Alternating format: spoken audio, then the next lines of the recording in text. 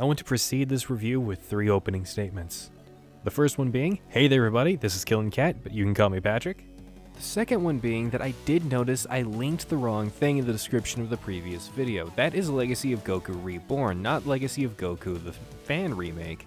Both are really good, both are worth checking out. The fan remake is a little bit more polished, but Legacy of Goku Reborn is also very fun, so pick whichever one you want to play. Both of them have my endorsement. And 3. I do these long plays to do Let's Plays of them, but the long play format is for everyone to enjoy that wants to watch a long play, and the review is, of course, for people that want to watch the review to know if they want to play the game. And this is also to make it easy, so I have recent practice to do the game. For every Let's Play, I go into excessive detail and gather up every piece of information that I can. I wanted experience yields, stats, and scannable characters, all the works for this, including the collectibles, everything like that. I found out that no one had actually done this in whole before, the experience yields for enemies, so I went through and did it. If you want to see this or have early access to it, because it is hellaciously spoiler-filled, I have put it up on my Discord. That's also incentive for you guys to join because I like hearing from you guys. I am the first person to ever do this to completion and keep it, and I explain in further detail over in that sheet on my Discord. It was actually a really hectic mess, but like I said, it's explained over on the sheets. Alright, now on with the review.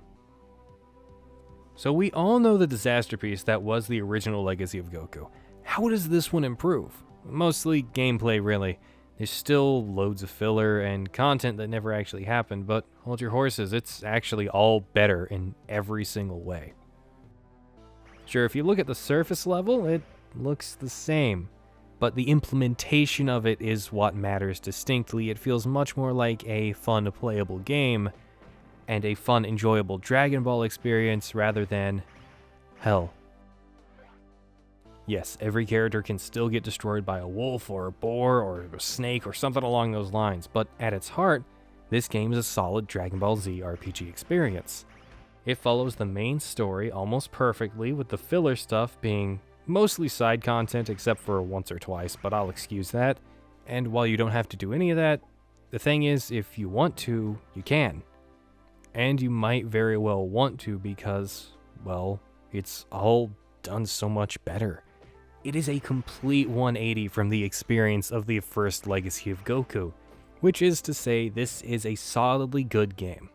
It improved from that narrow hallway experience that was just really poorly written and really poorly made, to a big open world experience with good verbose dialogue, lots of character interaction, and the illusion of choice, just like the first game. But hey, that's almost every RPG and JRPG and everything in existence. Give them credit, they did an amazing job. One thing I did want to say in reference to other reviewers is how multiple people have pointed out amazement that the world map and adaptation of areas has transitioned to all future entries and canon. And I also want to say to that, this is a really stupid thing to point out and say. Now, I understand if you're a layman and you're not super into Dragon Ball or super into Dragon Ball Z, but some of these people actually are. I don't want to shame them for not knowing it, but this is the world map that's been in series continuity, as far as I'm aware, back since the original Dragon Ball series. Way back in the late 80s. But I've seen so many people praise this game for being the founding thing for what appears in Dragon Ball Z Budokai and Kakarot. And it's amazing that it laid out the framework, but it didn't lay out the framework. The framework has always been there. It's just that this game is the first game to faithfully adapt this map on a handheld, maybe sure in general, but as far as I remember, just on a handheld. Yes, that's amazingly cool. It's just not the first time or the last time we'll see this world map. But on the subject of the world map, it's really good. It gives a big scale to the game, even though the game is really small. It takes maybe 10 to 20 hours to beat. Every area you explore has a secret or door that only a specific character at a specific level can go through, and that adds to your want to do the thing to get the thing behind the door, whatever that thing may be. And even when things aren't fundamentally locked behind doors, I find myself still wandering the world space just to talk to characters and get weird tidbits here and there. Not, of course, the random NPCs in the streets, but there's occasionally named NPCs amongst these that tell you really fascinating things. There's a guy named Gus in the Capsule Corp building atrium area where he just spouts random Dragon Ball Z lore and Dragon Ball lore, and it's really cool. I love it. Now, before I did mention collectibles, and unfortunately, they aren't Dragon Balls. The Bestiary, golden capsules, and character trophies. There are 25 golden capsules strewn about the world, sometimes locked behind side quests, but most of the time just hidden slightly out of view. Collecting them lets you use a golden capsule to escape an area to the world map quickly, which also lets you leave the area in your super form and reveals the player they made world map flight sprites for the super forms that there's a good chance people would never see. That's just such an amazing tiny attention to detail that I did not notice until I went to do this long play. I just straight up didn't notice. I thought it booted you out of your super form. But no, you're still in it. Now that small attention to detail seems minute, but it's actually everywhere. Playable characters have individual reactions to events and even unique dialogue spoken from NPCs about them. Yes, even the infamous secret character you unlock for 100%ing this game. The character trophies are the characters in iconic poses from the series and really cool poses for the game, done in the game's art style. The way to get 4 of them is to reach maximum level with specific characters and go through a door that's for them. And the way to get the last is just beating the game. Then you get the secret character, and I'll be honest when I say it's not worth it. Not unless you're a big fan of the series. Personally, for me, the only one that's really worth it is Piccolo. You go to the Piccolo door, it's on New Namek. That's really cool, and I can't say anything about it without spoiling it hardcore. Anyways, find all 7 of the missing Nameks, which is a quest you get pretty early on in the game. And then you go to New Namek with them, and that's how you get to his door. It's just a little area back there. Back in the back of the area. Yeah. But you actually don't need to have the character maxed out to do it. It just adds to the flair. See, the really cool thing comes just before you get to that room. Just go in with a bunch of Senzu beans. Trust me, it's a challenge. Now, the Bestiary is quite a task because there's actually a good few points in which you can overlook characters to scan, and I think that's the biggest criminal act of this game. The one that I miss almost every single playthrough is Kami.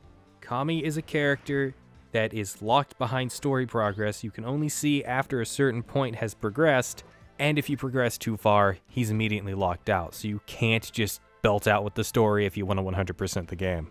However, that's the only instance that I ever encounter with it if I'm just diligent enough to hit the select button and just press A over someone. Pretty much everyone else you'll encounter throughout the game, just be a little bit careful with it to get them. There you go. Merry Christmas. Really easy.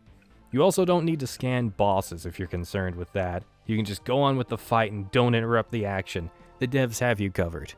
Now, I did talk about maximum levels before the Bestiary. In this game, it's 50, and that feels really low, especially when they up it so far in the next game. But each character also has a specific thing they're great at over others, except for Gohan, who is just the best character to play as, hands down. I'll get a little bit more into that at a later point. Trunks is also a really good choice, though. There's just no point in really playing as any other character unless you're determined to 100% the game. That's how broken these guys are. If you just main them and keep going, you'll get through this game really fast. Just make sure the other characters are about level 35 minimum, 40 for Goku, and then you're good. And speaking of Goku, you can only unlock and play him for about an hour or 2 of the game if you're playing as intended. If you're speedrunning, it's even shorter than that. If you're familiar with the story, this makes sense, but it feels really lame when he leaves.